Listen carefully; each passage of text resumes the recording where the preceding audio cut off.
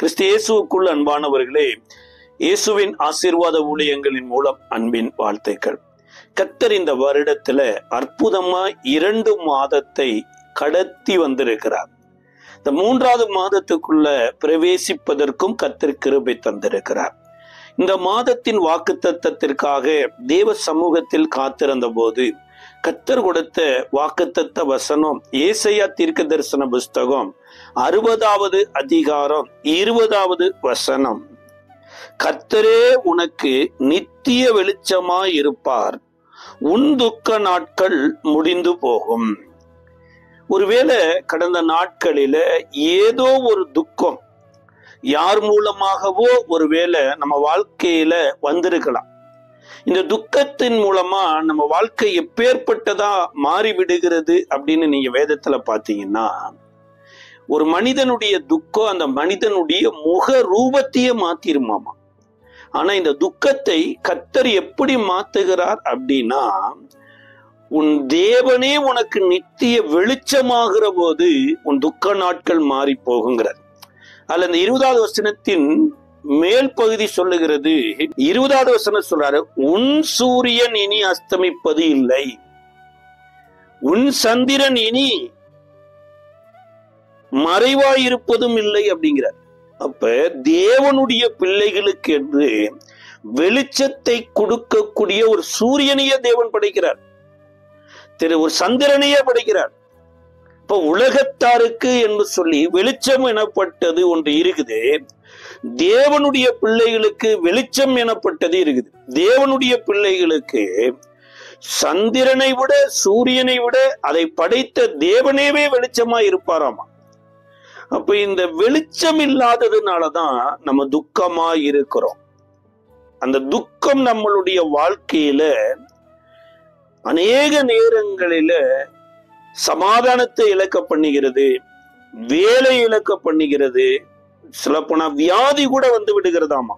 ஒரு மனிதனுடைய வாழ்க்கையில துக்கம் வருகிற போது அந்த துக்கம் அந்த மனிதனை என்னென்னமெல்லாம் செய்யுது என்று சங்கீதக்காரர் மூலமா ஒரு சில வசனங்களை நம்ம பார்க்க இருக்கிறோம். 119வது சங்கீதம் 92வது வசனம், உமது வேதம் என் மனமகிழ்ச்சியாய் இராதிருந்தால் என் துக்கத்தில் நான் அழிந்து போயிருப்பேன். அப்ப கர்த்தர் துக்க நாட்களை அகற்றுவதற்கு முன்பாக துக்கம் ஒரு மனுஷனை என்ன பண்ணி இருக்குன்னா அழித்திருக்குமாமா. இதைத்தான் சங்கீதக்காரர் தன் அனுபவத்துல சொல்றது என்னங்கிறார்னா, உமது வேதம் என் மனமகிழ்ச்சியா இராதிருந்தால், ஒருவேளை கர்த்தரையும் கர்த்தர் கொடுத்த வேத வசனத்தையும் குறித்து நான் அறியாமல் இருந்திருந்தேன்னா என் வாழ்க்கையில நடக்கிற சில சம்பவங்கள் என்ன கொன்னு இருக்கும். நான் உலகத்தாரை போல சிந்தித்து இருளில யோசித்து நான் இருளில மௌனமாயிருப்பதற்கு வாய்ப்புண்டு அப்படிங்கிறார்.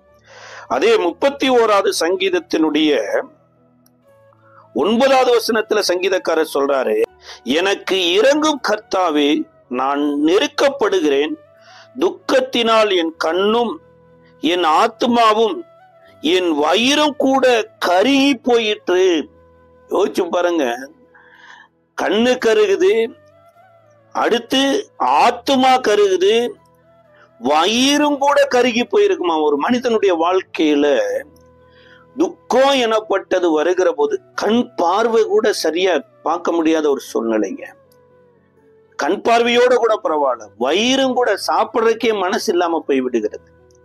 துக்கத்தினால எவ்வளவு பெரிய இழப்பு. இதே சங்கீதம் 43:2 சங்கீதக்காரர் சொல்லும்போது சொல்றாரு, என் அரணாகிய தேவன் நீர், ஏன் என்னை தள்ளி விடுகிறீர்? சத்ருவினால் ஒடுக்கப்பட்டு நான் ஏன் துக்கத்தோட திரிய வேண்டும்? அதாவது ஒரு ஸ்டாண்டர்ட் இல்லாம அலைகிற ஒரு வாழ்க்கை. நிம்மதியா குடும்பத்துல மனைவி, பிள்ளைகள், பெற்றோர், இன்னும் ஆலயம், ஊழியம், இப்பேற்பட்ட ஒரு சமாதானத்தோடு இருக்கக்கூடிய வாழ்க்கையை இழந்து திரிகிற ஒரு அனுபவத்துக்குள்ளதான் துக்கம் தள்ளிருமாமா. அத ஞானி என்ன எழுதுறாருன்னா, நீதிமொழிகளின் புஸ்தகத்தினுடைய மன மகிழ்ச்சி முக மலர்ச்சியை தரும், மனோ துக்கத்தினாலே ஆவி முறிந்தே போகும். இப்போ ஒரு மனுஷனுடைய வாழ்க்கையில துக்கம் என்னென்னமெல்லாம் பண்ணிருது பாருங்களேன். ஆத்மாவை கருக பண்ணிருது, வயிறை கருக பண்ணிருது, கண்களை கருக பண்ணிருது, இங்க ஆவியும் முறித்து போடுதாமா. ஒரு இடத்துல சொல்றாரு நான் அழிந்தே போயிருப்பேங்கிறாரு. இன்னொரு இடத்துல சொல்றாரு நான் அலைந்து திரிகிறேன், துக்கத்தோடே அலைந்து திரிகிறேன் அப்படிங்கிறார். ஒரு இடத்துல சொல்லும்போது சொல்றாரு என் துக்கம் என் முன்பாக இப்பொழுதும் இருக்குது அப்படிங்கிறார். அப்ப இந்த துக்கத்துக்கு காரணம்னு சில விஷயங்கள் இருக்கும் பாருங்க. இந்த துக்கம் எப்பேற்பட்ட ஒரு அனுபவத்தோடு தொடர்பு இருக்குதுன்னா, மரணமும் துக்கமும் இணைபிரியாத நண்பர்களை போல இருக்கிறாங்களாம். எப்படி ஜீவனும் சந்தோஷமும் ஒன்றோடு ஒன்று கலந்து இருக்குதோ அது போலதான் மரணமும் துக்கமும் ஒன்றோடு ஒன்று கலந்து இருக்குது. ஒரு வீட்டுல ஒரு மரணம் எனப்பட்டது வந்துருச்சுன்னா அங்க ஒரு துக்கம் வந்துருது. ஒரு இழப்பு எனப்பட்டது வந்துருச்சுன்னா அங்க ஒரு துக்கம் வந்துருது. ஒரு நஷ்டம், ஒரு எதிர்பார்த்த காரியம் நடக்கல, உடனே இருதயம் துக்கப்பட்டு விடுகிறது. வேதத்தில் ஆதியாம புஸ்தகத்தினுடைய 37ஆம் அதிகாரத்தினுடைய 35வது வசனம் சொல்லுகிறது, யோசேப்பை யாக்கோபு தன்னுடைய சகோதரர்களை விசாரித்து அவர்களுக்கு அப்பம் கொடுத்து வரும்படியாக அனுப்புறார். சகோதரர்கள் யோசேப்பின் மேல பொறாமை கொண்டு அவனை குழியில போடுறாங்க, இஸ்மவேலர் கையில எகிப்துக்கு வித்தர்றாங்க. யோசேப்பு உடுத்தி இருந்த பலவர்ண அங்கிய ஒரு ஆட்டை கொன்று அந்த ஆட்டின் ரத்தத்தினால வஸ்திரத்தை துவைத்து இப்ப யாக்கோபின் இடத்துல கொண்டு வருகிறாங்க. வழியில இந்த வஸ்திரம் கிடந்தது, இது யோசேப்பின் வஸ்திரம் தானா என்று விசாரித்த போது யோசேப்பினுடைய வஸ்திரத்தை பார்த்த யாக்கோபு இது மெய்யாகவே யோசேப்பினுடைய வஸ்திரம் தான், ஒரு கொடிய மிருகம் வந்து யோசேப்பை கொன்று போட்டு விட்டது என்று சொல்லி சாகாத ஒரு பிள்ளைக்காக துக்கப்பட்டு கொண்டிருந்தாராம். இந்த துக்கத்திற்கு 10 பேர் வந்து ஆறுதல் சொல்லின போதும் கூட அவர் ஆறுதல் அடையவே இல்லைன்னு வேதத்துல பார்க்கிறோம். அப்ப இந்த யாக்கோபினுடைய துக்கத்துக்கு காரணம் என்ன? மரிக்காத ஒரு யோசேப்பு மரித்து போய்விட்டான் என்று நம்ப வைத்தாங்க. இப்ப நம்பவும் வைத்துட்டு ஆறுதலையும் படுத்தக்கூடிய ஒரு மக்களா இருந்ததுனாலதான் ஆறுதல் அடையல. இந்த யோசேப்பு மாத்திரம் இல்லைங்க, ஆதியாம புஸ்தகம் 24வது அதிகாரம் 67வது வசனம் சொல்லுகிறது, ஈசாக்கு தான் தாயின் துக்கம் நீங்கி ஆறுதல் அடைந்தாராம். யோசிச்சு பாருங்க, பெத்த தாய் கிட்டத்தட்ட ஒரு 12 வருடமா கூட இருந்திருப்பாங்கன்னு வைங்களேன், இறந்துட்டாங்க. இப்ப அம்மாவின் ஸ்தானத்திற்கு வேற யாரையும் கொண்டு வர முடியாதுங்க. இந்த அம்மாவோட வயசு பாருங்க, கிட்டத்தட்ட 113 அல்லது 116 இருக்கலாம். ஏன்னா 90 வயசுல இந்த அம்மா கர்ப்பவதி ஆகுறாங்க. அதுக்கப்புறம் அநேக வருடங்கள் கூட இருக்கிறாங்க. இப்படி வயது சென்று மரித்து போன தாயினுடைய துக்கத்தையே அங்க ஈசாக்குனால ஜீர்ணிக்க முடியல. ஆனா கர்த்தர் ஈசாக்கை பிறக்க வைத்ததுனால, ஈசாக்குக்கு ஆட்டுக்குட்டியின் மூலமா ஒரு விடுதலை கொடுத்ததுனால, இந்த ஈசாக்கு துக்கமா இருக்க கூடாது என்பதற்காக தாயின் ஸ்தானத்துல ஒரு பெண்ணை வளர்த்தினாராமா. என்றைக்கு இந்த ரெபேக்காள் ஈசாக்கை சந்தித்தாங்களோ, இந்த ஈசாக்கு ரெபேக்காளை தன்னுடைய தாயின் ஸ்தானத்துல வைத்து ஆறுதல் அடைந்தார். அப்ப கர்த்தர் வந்து நாம் துக்கத்தோடே இருப்பதை விரும்பல. இவங்க அப்பாவும் ஒரு நாள் துக்கமா இருந்தார், சாராள் சொன்ன வார்த்தையை கேட்டு. ஆனா கர்த்தர் வந்து சாராள் சொன்னபடி செய், ஆகாரை அனுப்பிவிடு, நான் பார்த்து கொள்ளுகிறேன் என்று சொன்னார். நம்ம துக்கமா இருக்கிறது தேவனுக்கு சித்தம் இல்லைங்க. அப்ப நம்ம ஆறுதல் அடையணும், நாம் மகிழ்ச்சியா இருக்கணும், நாம் உற்சாகமா இருக்கணும்னு தான் தேவன் எதிர்பார்க்கிறார். ஆனாலும் தேவன் சில துக்கத்தை வேதத்துல எழுதி வைத்தது எதற்காகனா, அறியாமையினால சில துக்கத்தோடு இருப்பாங்க. அன்றைக்கு ஏசா கூட ஈசாக்கு என்றைக்கு மரணம் அடைகிறாரோ அந்த துக்க நாள் நிறைவேறுகிற போது, அந்த துக்க நாள் முடிந்த உடனேயே யாக்கோபையும் கொலை செய்வேன் என்று சொல்லுகிறார். ஆதியாகமம் 27:41 சொல்லுகிறது. அப்ப அங்கேயும் வேதம் சொல்லுகிறது, ஒரு தகப்பன் மரித்ததுக்கு அப்புறம் யாக்கோபை கொலை செய்வேன் என்று ஏசா சொல்றார்.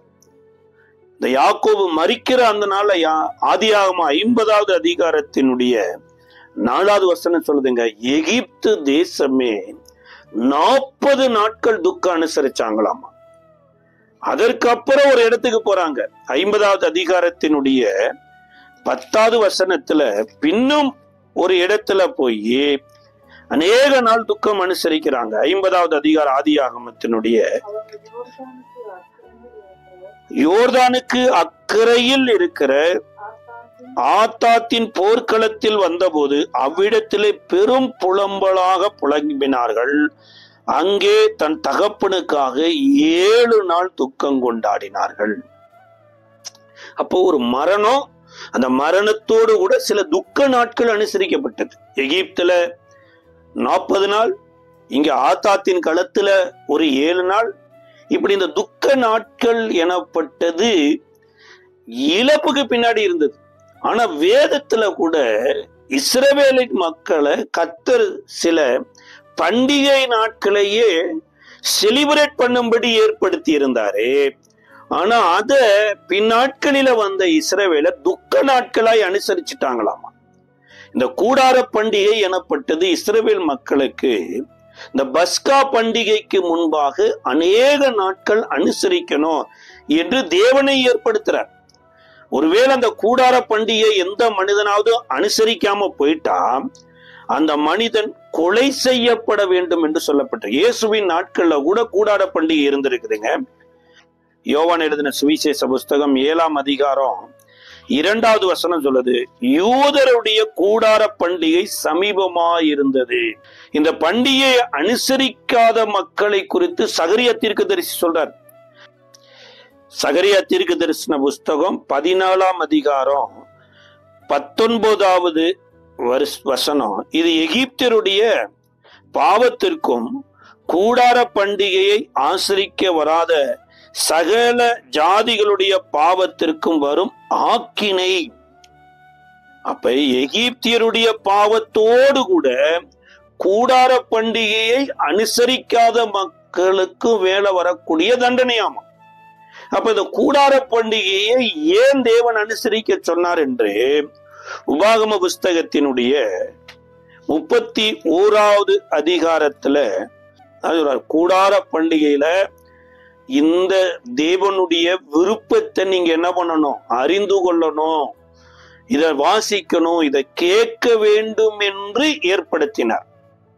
ஆனா காலப்போக்கில் இந்த கூடார பண்டிகையை துக்கம் அனுசரிக்கிற பண்டிகையாக மாற்றிட்டாங்க. துக்கம் அனுசரிக்கிற பண்டிகை அப்படின்னா எப்பேற்பட்ட பண்டிகைன்னா, பஸ்கா பண்டிகைக்கு முன்பாக அவரவருக்கு சொந்த வீடு இருக்கலாம், சொந்த வாகனம் இருக்கலாம், எல்லா வசதி இருந்தாலும் அதையெல்லாம் அவர்கள் ஒதுக்கி வைத்து விட்டு இவங்க தனியா ஒரு டென்ட் போட்டு காலையிலிருந்து மாலை வரைக்கும் சாப்பிடாம இருந்து அந்த சாயந்தரத்துல எப்படி இஸ்ரவேலின் ஜனங்கள் வனாந்தரத்துல மன்னாவை புசித்து கூடாரம் போட்டு பிரயாணம் பண்ணினாங்களோ அதுபோல இந்த பஸ்கா பண்டிகைக்கு முன்பாக இது துக்க நாட்களாக அனுசரிக்க ஆரம்பிச்சிட்டாங்க. ஆனா இது கர்த்தர் எதற்காக ஏற்படுத்தினார்னா, மனுஷன் அப்பத்தினால மாத்திரமல்ல தேவனுடைய வாயிலிருந்து புறப்படும் ஒவ்வொரு வார்த்தையினாலும் பிழைப்பான் என்று மனிதன் அறிந்து கொள்ளும்படியா ஏற்படுத்தினாரு. ஆனா இவர்களுக்கு தேவனாலே வாழுகிற வாழ்க்கை துக்கமாக மாறி தேசத்திலிருந்து வரக்கூடிய நன்மைகளை அனுபவிப்பது சந்தோஷமாக மாறிட்டு. அதனால சொல்லுது, கர்த்தர் உனக்குன்னு ஒரு வெளிச்சத்தை கொடுப்பார். கர்த்தர் உனக்குன்னு நித்திய வெளிச்சமாய் வருகிற போதுதான் இது துக்கம் இல்லை, இது சந்தோஷம் என்கின்ற ஒரு அறிவை வரும் அப்படிங்கிறார். அதனாலதான் இஸ்ரவேல் மக்கள் அனுசரித்து வந்த இந்த ட்ரெடிஷனல பேதுரு கூட மறுரூப மலையில போயிட்டு இயேசுவினிடத்துல கேட்கிறார், நாம் இங்கே இருக்கிறது நல்லது, இங்கே ஒரு கூடாரம் போடுவோம், எலியாவுக்கு ஒரு கூடாரம் போடுவோம், மோசேக்கு ஒரு கூடாரம் போடுவோம், இங்கேயே தங்கி இருக்கலாம். கூடார பண்டிகையை நம்ம எங்க அனுசரிக்கலாம்னா மறுரூப மலையில் அனுசரிக்கலாம் என்று பேதுரு சொல்றார். அப்பொழுது பரலோகத்திலிருந்து ஒளியுள்ள ஒரு சத்தம் உள்ள ஒரு மேகம் தோன்றி, இவர் என் நேசகுமாரன், இவருடைய சத்தத்துக்கு செவி கொடுங்கள் என்ற போது கூடார பண்டிகையை அனுசரிக்க வேண்டிய விரும்பின பேதுரு, யாக்கோபு, யோவானும் மறுரூப மலையில முகங்குப்புற விழுந்துட்டாங்க. இப்ப யோசிச்சு பாருங்க, இந்த பண்டிகை எனப்பட்டது ஏதோ தேவன் நம்மள துக்கத்துல நடத்தினார் என்பதற்காக அல்ல.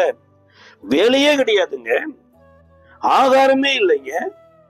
ஒவ்வொரு மனிதனும் எப்படி உயிர் வாழணும்னு இன்னைக்கு ஒவ்வொரு நாளும் என்னென்னமோ செய்து உயிர் வாழ்ந்துட்டு இருக்கிறாங்க. ஏங்க, மாதாவுக்கு கொடுத்த சாபத்திலேயே ஒன்று என்ன தெரியுங்களா? நீ உன் வேர்வை சிந்திதான் உன் பலனை புசிப்பா என்கின்ற ஒரு சாபம். ஆனா மனித பிறப்புல வந்த இந்த இஸ்ரவேலுக்கு வேர்வையை நம்பி இல்லைங்க, தேவன் நடத்துகிற இந்த நடத்துதல்ல புறப்பட்டு போகிற போது எவ்ரிடே ஆகாரம். அது எப்பேற்பட்ட ஆகாரம்? தேவ தூதர்கள் உண்ட ஆகாரத்தை கொடுத்திருக்கிறார். ஆனா பின்னாட்கள்ல இதை அவர்கள் துக்கமாக அனுசரித்தாங்களாமா. ஆனா வேதம் சொல்லுகிறது, இதையும் சில பேர் அனுசரிக்கல. இதை அனுசரிக்காதவர்களுக்குத்தான் வாதை வந்தது. ஒருவேளை இந்த நாட்கள்ல கூட பாருங்க, வர நாட்கள்ல லெந்து நாட்களை அனுசரிப்பாங்க. இந்த லெந்து நாட்களை ஏன் அனுசரிக்கிறேன்னு தெரியாம சில பேர் அனுசரிப்பாங்க. சில பேரு இயேசுநாதரை சிலுவையில் அறைஞ்சிட்டாங்க, இயேசுநாதர் உதவியற்ற அனாதியா தொங்குனாரு, அவருடைய கஷ்டத்தை நினைச்சு, அவருடைய பாடுகளை நினைச்சு, அவருடைய வேதனைகளை நினைச்சு வருத்தப்படுவதற்கு என்று இந்த நாட்களை நாங்கள் அனுசரிக்கிறோம் அப்படிம்பாங்க. கிடையவே கிடையாதுங்க. அவர் தமக்கு முன் வைத்த அவமானத்தையே எண்ணலையாமா, அவர் பாடுகளையே எண்ணலையாமா. எபிரேயருக்கு எழுதின நிருபம் 12வது அதிகாரத்தினுடைய 2வது வசனம் சொல்லுது, தமக்கு முன் வைத்த சந்தோஷத்தின் பொருட்டு அவர் அவமானத்தை எண்ணாமல் சிலுவையை சகித்தார். ஒரு வேத மொழிபெயர்ப்பு சொல்லுது, சிலுவைக்காக அவர் காத்திருந்தாராமா. கட்டாயம் நான் சிலுவையில அறியப்படணும், சிலுவையில என் ஜீவனை கொடுக்கணும், இந்த சிலுவையே ஆசீர்வாத சின்னமா மாறணும், சபிக்கப்பட்ட மரமே என் ஜீவன் மூலமாய் ஆசீர்வாதமா மாறுதுன்னா, இந்த மனித இனத்துக்குள்ள என்னுடைய ஜீவன் புறப்பட்டு போகும்போது மனித இனமும் ஆசீர்வாதமா மாறும் என்று சொல்லி தேவனே இதுக்காக காத்திருந்தாராமா. ஆனா இதை அறியாத, அன்றைக்கு எப்படி கூடார பண்டிகை அறியாத இஸ்ரவேலர் கூடார பண்டிகையை துக்க நாட்களாய் அனுசரித்தாங்களோ, அதுபோல இந்த நாட்களில அநேக சிலுவை பாடு தியானங்களில தங்களுடைய வாழ்க்கையில அந்த சிலுவையில் அறையப்பட்ட இயேசுவினுடைய அன்பு இருக்குதா? நானும் இயேசுவை போல இந்த உலகத்துல அன்பானவனா வாழ்றானா என்பதை தற்பரிசோதனை பண்ணுவதற்கு பதிலாக அவரை சிலுவையில் அறைந்ததை குறித்து கவலைப்பட்டு கொண்டிருப்பாங்களாமா. அதனாலதான் சொல்லுது, இதற்குரிய வெளிச்சம் இல்லாததுனாலதான் அவர்களுக்கு துக்க நாட்கள் வருது. அப்ப இந்த துக்க நாட்கள் எப்ப, சில பேர் இதை அனுசரிக்கிறதே கிடையாது. அதாவது தனக்குள்ளேயும் தேவ அன்பு இல்லை அப்படிங்கறத அனுசரிக்கிறது கிடையாது. சிலுவையில இவ்வளவு அன்பு பாராட்டி இருக்கிறாரா என்பது அவரையே அனுசரிக்கிறது இல்லை. இதனாலதான் சகரியா 14 சொல்றாரு, எகிப்தியருடைய பாவமோ இந்த கூடார பண்டிகையை அனுசரிக்காதவர்களுடைய வாழ்க்கையில வாதை வருமாமா. அதாவது தேவன் நம்மளை மன்னிக்கிற போது நமக்கு மாத்திரம் மன்னிக்கலைங்க, நம்மளிடத்துல மன்னிப்புக்கு காத்திருக்கிற மக்களுக்கு சேர்த்தியே நமக்கு மன்னிப்பு கொடுத்தார். அவர்களுக்கு நம்ம மன்னிக்காத போதுதான் உபாதிக்கிறவர்களிடத்துல ஒப்பு கொடுக்கிறாரு. தேவன் நம்மளிடத்துல அன்பு கூர்ந்தது நம்மளிடத்துல அன்பு கூறுகிறதற்காக மாத்திரம் இல்லைங்க, நம்மளுடைய அன்புக்கு ஏங்கி கொண்டு இருக்கிற மக்களுக்கும் அன்பு கூறும்படியா கொடுத்திருக்கிறார். அப்ப நாம அன்பு கூறலைன்னா தான் உபாதிக்கிறவர்களிடத்துல ஒப்பு கூட. அந்த வாதைங்கிறது ஏன் வருது? தேவன் எனக்கு கொடுத்தபடி என்னிடத்தில் எதிர்பார்க்கிறவர்களுக்கு நான் கொடுக்காத போதுதான் எனக்கு கிடைத்த மன்னிப்பு கூட, அந்த சிலுவையின் அனுபவம் கூட மற்றவர்களிடத்துல நான் காட்டாத போது அங்கதான் நான் எனக்கு நானே துக்கத்தையும் வேதனையும் ஏற்படுத்தி கொள்ளுகிறேன். இதைத்தான் சகரியால சொல்றார். அப்ப கூடார பண்டிகையை அனுசரிக்கிறது எதற்காக? உபவாசம் இருக்கணும், ரெட்டுடுத்தி சாம்பல்ல இருக்கணும். அன்றைக்கு பரிசேயருடைய நீதியிலும் உங்களுடைய நீதி அதிகமா இராவிட்டால் தேவனுடைய ராஜ்யத்தில் பிரவேசிக்க மாட்டீர்கள் அப்படின்னார். சில பேருக்கு உபவாசமா அது வேண்டாத வாசமா இருக்குது. அப்ப விசுவாசமும் இவர்களுக்கு வேண்டாத வாசமா தான் போயிடும். இயேசுவே 40 நாள் உபவாசம் இருந்திருக்கிறாரு. அன்றைக்கு இருந்த யோவான் ஸ்நானகனுடைய சீசர்களும் உபவாசம் இருந்திருக்கிறாங்க. இயேசுவே சொல்றாரு, மணவாளன் அவர்களை விட்டு எடுபடும் நாட்கள் வரும், அப்போ உபவாசிப்பார்கள்ங்கிறார். அப்போஸ்தலர் காலகட்டத்துல கூட சொல்லப்பட்டிருக்குது, உபவாச நாட்கள் முடிவடைவதற்கு முன் வந்து சேர்ந்து விடு அப்படின்னு பவுல் எழுதுறார். இப்போ உபவாசம் எனப்பட்டது எதற்காகனா, நான் ஏன் பலத்தை நம்பி வாழல, தேவனுடைய ஆவியானவரை நம்பி தேவனுடைய வார்த்தையை நம்பி வாழுகிறேன் என்று வாழ்ந்து காண்பிப்பதற்கு ஒரு பரீட்சை, ஒரு டெஸ்டத்தை நம்ம வாழ்க்கையில தேவன் அபியாசப்படுத்துறார். அப்ப கூடார பண்டிகை அனுசரிக்கிறதுனுடைய முகாந்தரமே என்னன்னா, இது என்னப்பா வாழ்க்கை, அதுதாயா வாழ்க்கை. வீட்டுல காலங்காத்தால தேவனாலே அனுப்பப்பட்ட மண்ணா வந்துடுச்சியா, கண்மலையிலிருந்து தண்ணீர் வந்ததுயா. இந்த வனாந்தரம் இன்றைக்கு பாக்குற வனாந்தரம் கிடையாது. ராத்திரியில அக்னி ஸ்தம்பம் வந்துட்டு இருந்தது, பகல்ல மேக ஸ்தம்பம் வந்துட்டு இருந்தது, கண்மலையிலிருந்து தண்ணீர் வந்தது. மோசே சீனாய் மலையில போய் தேவனுடைய வார்த்தையை வாங்கி கொண்டு வரும்போது அவருடைய முகம் எவ்வளவு பிரகாசமா இருந்தது என்று, அந்த அனுபவத்துல இவருடைய ஆவிக்குரிய வாழ்க்கை மறுமலர்ச்சி அடையணும் என்பதற்காக கூடார பண்டிகையை வைத்தார். இவர்கள் இதை துக்க பண்டிகையாக மாத்திட்டாங்க. பழைய ஏற்பாடுலையாவது அப்படின்னா, லாசருவினிடத்திலும் மரியாளினிடத்திலும் மார்த்தாளினிடத்திலும் இயேசு அன்பாய் இருந்தார். அப்ப அந்த அன்பாய் இருக்கிறவருடைய வாழ்க்கையில தேவன் ஒரு காரியத்தை தீர்மானிக்கிறது நிச்சயம் நிறைவேறுங்க. இன்றைக்கு உங்களை என்ன இயேசு நேசிக்கிறார் அப்படின்னு நம்ம நினைச்சோம்னா, நாம என்ன நினைக்கிறோம், நமக்கு நல்லதுதான் நடக்கணும், நமக்கு நல்லது தவிர மத்த எதுவுமே நடக்க கூடாதுன்னு நினைக்கிறோம். சார், தேவன் நமக்கு அனுமதிக்கிற எல்லாமே நல்லதுக்கு தான் அனுமதிக்கிறாரு. ஒருவேளை அது எனக்கு நல்லதா தெரியாம கூட இருக்கலாம். வேதம் சொல்லுகிறது, லூக்கா எழுதின சுவிசேஷ புஸ்தகத்தினுடைய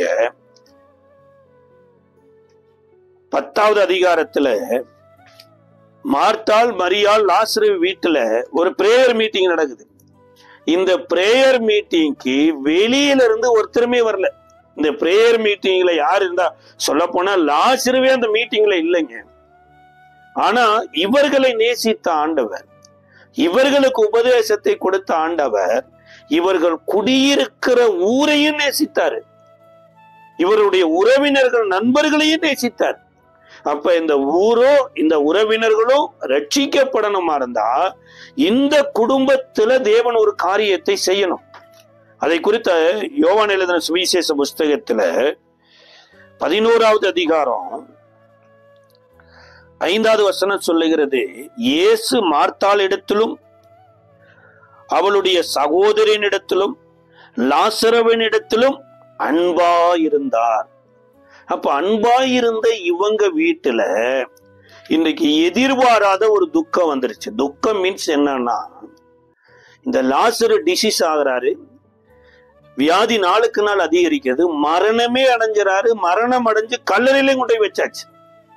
இப்ப கல்லறையில வைக்கப்பட்டு 4 நாள் துக்கம் ஆயிடுச்சு பாருங்க. இந்த 4 நாள் துக்க நாட்கள் வரைக்கும் இயேசு வரவே இல்லை. அப்ப இவருடைய வாழ்க்கையில, ஏன் ஆண்டவரே எங்க குடும்பத்துல இப்பேற்பட்ட ஒரு துக்கத்தை அனுமதித்தீர்? நாங்க உமக்கு பிரியமானபடி உங்களுக்கு வாழலையா? உங்களை எங்க வீட்டுல வைத்து பிரேயர் மீட்டிங் நடத்தலையா? ஆண்டவரே, உனக்கு நாங்க விருந்து வைக்கலையா என்று சொல்லி பல கேள்விகள் ஓடி இருக்கலாம். இதுல ஒரு கேள்விதான், மரியாள் வந்து இயேசுவின் இடத்துல கேட்கும் போது இயேசுவே அழுதுறார். இதை குறித்து யோவான் எழுதின சுவிசேஷ புஸ்தகம் 11வது அதிகாரம் 33 இருந்து 32 வாசிக்கிறோம். இயேசு இருந்த இடத்தில் மரியாள் வந்து அவரை கண்டவுடனே அவர் பாதத்தில் விழுந்து, ஆண்டவரே, நீர் இங்கே இருந்திருந்தீரானால் என் சகோதரன் மரித்திருக்க மாட்டான் என்றாள். அவள் அழுகிறதையும் அவளோடு கூட யூதர்கள் அழுகிறதையும் இயேசு கண்டபோது ஆவியிலே கலங்கி துயரம் அடைந்து, அவனை எங்கே வைத்தீர்கள் என்றார். ஆண்டவரே, வந்து பாரும் என்றார்கள். இயேசு கண்ணீர் விட்டார். யோசிச்சு பாருங்க, இவங்க வாழ்க்கையில தேவனுடைய ஒரு மகத்துவமான செயல் நடந்துட்டே இருக்கு. இந்த மகத்துவமான செயல் எனப்பட்டது இவங்களுக்கு தெரியவே இல்லை. இவங்களுக்கு தெரிஞ்சதெல்லாம் என்னன்னா, லாசரு உயிரோட இல்ல, லாசரு இறந்து போயிட்டாரு. இயேசுவே நீர் இருந்திருந்தேனா இங்க லாசரு மரித்திருக்க மாட்டான். சார், ஒரு லாசரு ஒரு விதையா போட்டுட்டு இங்க கிட்டத்தட்ட ஏகப்பட்ட லாசருகளை நம்ம சம்பாதிச்சு வச்சிருக்கிறாங்க. மரியாள் அழுகலைங்க, மரியாளோடு கூட யூதர்களும் சேர்ந்து அழுகிறாங்க. இந்த யூதர்கள்ல அநேகம் பேர் ரட்சிக்கப்பட போறாங்க. இந்த லாசருவை இயேசு உயிரோட எழுப்பிட்டு இந்த ஊரை நேசித்த இயேசு இந்த அழுக வந்த எல்லாரையும் பார்த்து, இப்பேற்பட்ட அன்புள்ள ஒரு மக்கள் இந்த ரட்சிப்பை அறியாம இருக்கிறாங்களே, ரட்சகரை அறியாம இருக்கிறாங்களே என்று கண்ணீர் விடுறார். அப்ப இன்றைக்கு நிறைய நேரம் நாம இந்த வெளிச்சத்துக்குள்ள வராத வரைக்குங்க, ஒருவேளை இன்றைக்கு இரவு 12 மணிக்கு நீங்க வெளியில போய் பாருங்க, பச்சை மரம் கூட கருப்பா தான் தெரியும். அல்லது வெள்ளையா இருக்கிற வீடு கூட பாருங்க, சுண்ணாம்பு அடிச்சது கூட இருள அமாவாசையில கருப்பா தான் தெரியும். அப்ப அந்த வீடு கருப்பா இருக்குதா, அந்த மரம் கருப்பா இருக்குதான்னா அது இருக்கிற நிலைமையில தான் இருக்குது. அதை பார்க்கக்கூடிய வெளிச்சம் இல்லாததுனாலதான் அது நமக்கு வித்தியாசமா தெரியுது. அதே போல உலகின் ஒளியாகிய இயேசு என்ட்ரி ஆகிற வரைக்குங்க எதுவுமே ப்ராப்பரா தெரியாது, மரணமே ப்ராப்பரா தெரியாதுங்க. இங்க ஒரு ரோமருக்கு எழுதின நிருபத்துல 8வது அதிகாரத்துல பவுல் எழுதுறாரு, அன்றியும் அவர் தீர்மானத்தின்படி தேவனிடத்தில் அன்பு கூறுவர்களுக்கு சகலமும் நன்மைக்கு எதுவா நடக்குது. ஒருவேளை இந்த நாட்களில ஏதோ ஒரு காரியத்தின் நிமித்தமாய் நீங்க துக்கத்தோடு கூட அழுது கொண்டிருக்கலாம். உங்க துக்க நாட்கள் இயேசுவின் மூலமாய் இந்த மாதத்துல முடிவுக்கு வந்துருச்சு. இயேசு என்ட்ரி ஆனதுக்கு அப்புறம் முதல்ல எல்லாவற்றையும் தெளிவாய் பார்க்க வைப்பார், எல்லாவற்றையும் தெளிவாய் நேசிக்க வைப்பார். இவங்க வீட்டுல இவ்வளவு அழுகைக்கு பின்னாடி என்ன காரணம் தெரியுங்களா? இயேசுவையும் இவர்கள் சரியா அறியல, இவர்களுடைய குடும்பத்து மக்கள் மேலேயும் சரியான ஒரு விருப்பம் இல்லை. வேதம் சொல்லுது, கல்லறைக்கு இயேசு வந்துட்டாரு, கல்லை புரட்டி போடுங்கள் என்ற போது அங்க மார்த்தாள் சொல்றாங்க, ஆண்டவரே நாரும் ஆண்டவரே. எப்படி யோசிச்சு பாருங்க. ஏன்னா 4 நாளைக்கு முன்னாடி மரித்து போன லாசரனுடைய பாடி நாருமாமா. தம்பிய கர்த்தர் உயிரோட எழுப்ப வந்திருக்கிறாரு. இந்த உயிரோட எழுப்ப வந்த தம்பி வெளியே வரணுங்கிறது முக்கியம் இல்ல, அவன் மரித்த பிரகாரமா தான் இருப்பான் நாருமே. ஆனா ஆண்டவர் சொல்றாரு, மண்ணா இருக்கிற மனிதனுக்குள்ள நான் சில சுவாசத்தை ஊதி ஜீவாத்மாவாக்குன என்னால செய்யக்கூடாத அதிசயமான காரியம் ஒன்றும் இல்லை, நீ விசுவாசித்தால் தேவனுடைய மகிமையை காண்பாய் என்றார். அப்படியே போய் அந்த லாசருவை உயிரோடு எழுப்பினாரு. இந்த லாசரு உயிரோடு எழுந்ததுக்கு அப்புறம் அநேக யூதர்கள் இயேசுவின் இடத்துல வந்தாங்க. இதே ஊரு தாங்க, இந்த பெத்தானியா ஊர்ல 6வது அதிகாரத்துல அநேகர் இடறி போயிட்டாங்க. சில கலவரமே அந்த இடத்துல நடந்திருக்கு. இயேசுவை கொலை செய்ய வகை தேடினார்கள் என்று சொல்லப்பட்ட ஊர்ல அடுத்து 12வது அதிகாரத்துல ஒரு பிரேயர் மீட்டிங் நடக்குது. அதுவும் வேறொன்னொருத்தங்க வீட்டுல கூப்பிட்டு பிரேயர் மீட்டிங் நடத்தி இருக்கிறாங்க. சார், முன்னாடி மார்த்தாள் மரியாள் லாசர் வீட்டுல பிரேயர் மீட்டிங் நடக்கும்.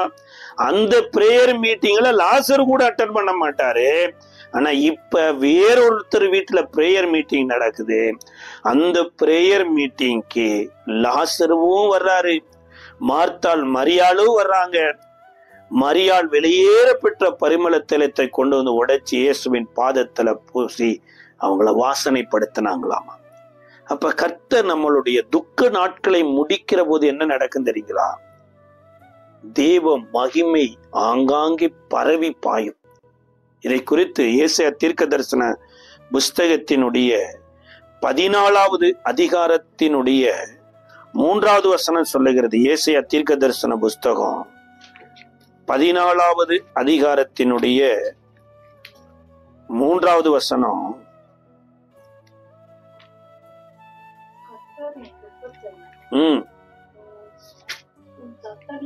உன் தத்தளிப்பையும் அடிமைத்தனத்தையும் நீக்கி இளைப்பாற பண்ணும் அந்த காலத்துல. அங்கதான் சொன்னாரு, கர்த்தர் நம்மளுடைய துக்கத்தை மாத்துறது மாத்திரமில்லைங்க, நுகத்தடிய மாத்துறது மாத்திரமில்லை, இளைப்பாற பண்ணுவாராமா. எப்படி லாசருவை உயிரோடு எழுப்பினதுக்கு அப்புறம் ஒரு இளைப்பாறுதல் வந்ததுனால வெளியேற பெற்ற பரிமள தைலத்தை மரியாள் கொண்டு வந்து இயேசுவின் பாதத்துல பூசி யாரோ ஒருத்தருடைய வீட்டுக்கு வாசனை கொடுக்கக்கூடியதா மாறிச்சு.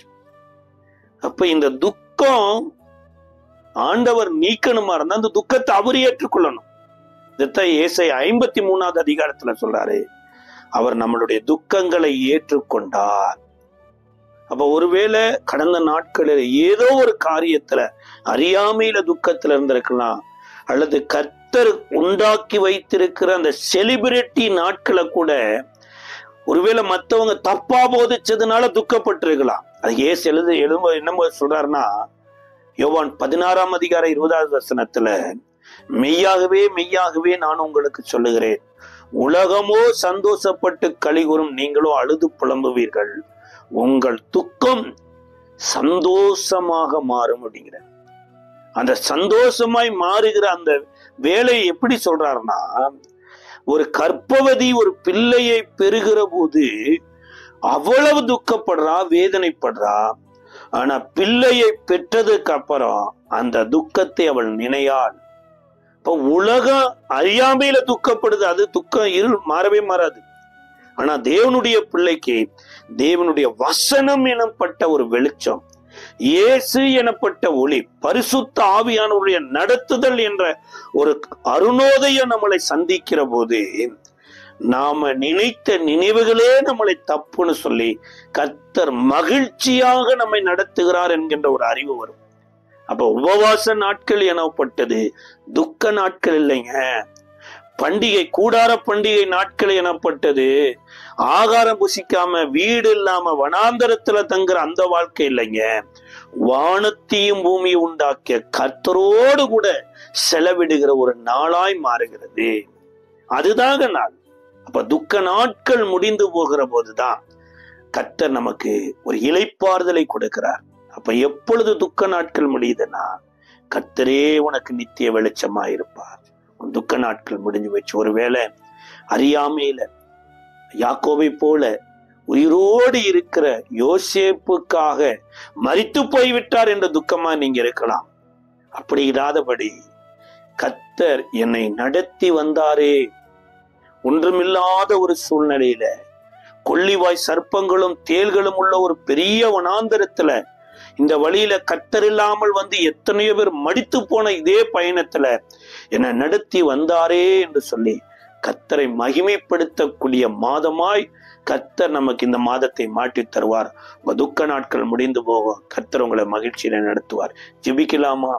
கிருபை நிறைந்த நல்ல ஆண்டவரே, இயேசுவின் நாமத்தினால் நம்முடைய நல் வசனம் ஆண்டவரே, நம்முடைய வேத வசனம் எனக்கு கிடைக்காமல் இருந்திருந்தால் நான் துக்கத்தில் அழிந்து போய் இருப்பேன் என்று சங்கீதக்காரன் சொன்னது போல, இந்த நாட்களில ஒருவேளை கடந்த மாதத்துல ஏதோ ஒரு இழப்பு, ஏதோ ஒரு நஷ்டம், ஏதோ ஒரு அறியாமையில நம்முடைய பிள்ளைகள் துக்கப்பட்டிருக்கலாம். அந்த துக்கத்தினால கண் பார்வையில பிரச்சனை வந்திருக்கலாம், ஆண்டவரே வயிற்றுல பிரச்சனை வந்திருக்கலாம், முகமே கருகி போன நிலைமையில இருந்திருக்கலாம்.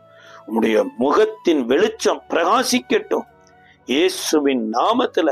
இந்த மாதம் ஒரு ஆண்டவரே இளைப்பாறுதலின் மாதமாய், ஒரு களிகூறுதலின் மாதமாய், தேவனோடு கூட அற்புதங்களை அனுபவிக்கிற மாதமாய் நீ மாற்றி கொடுத்ததற்காய் ஸ்தோத்திரம்.